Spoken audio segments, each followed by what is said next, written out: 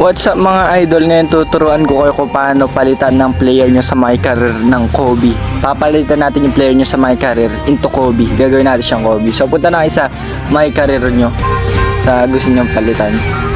Yan, tapos ayan nakikita nyo si LeBron James, yung player natin. Papalitan natin siya into Kobe Bryant. Tapos yan, punta kayo sa team. Yan, tapos roster. Click nyo yan. Tapos, open nyo yung JD mode. Yan.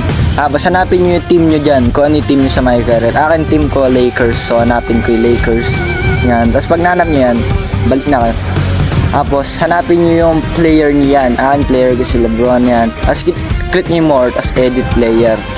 Yan, edit player. Tapos, open nyo ulit yung JD mode. Yan. Pag open nyo, punta kayo sa ADDR point. Tapos, script. Tapos, ayan. Hanapin nyo lang yung Kobe Bryant full build, yung link ng download niya sa comment section. Ayan. Pag nakita nyo na yung Kobe full build, ayan, Kobe Bryant full build, tap nyo yan. Tapos execute this file. Yan, tapos okay na yan. X na kayo. Tapos next. Yan, masisave na yan. Tapos makikita nyo, ayan na, Kobe Bryant na yung player ko.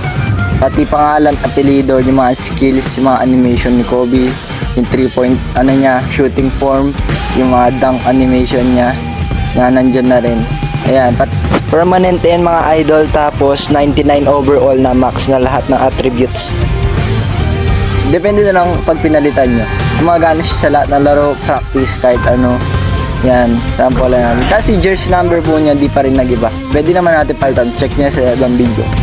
Yan, tingin nyo. Tapos mga idol, kung gusto nyo pa ibang player, request nyo lang sa akin. Gagawa pa ng mga video. Mga available na player natin na pwedeng palitan sa my career. Allen Iverson, Kawhi Leonard, Paul George, Kareem Abdul-Jabbar, O'Neal, Jordan, tapos Steph Curry, Larry Bird, tapos marami pang iba. Request nyo na lang sa comment kung anong gusto nyo player sa my career yung gawin natin.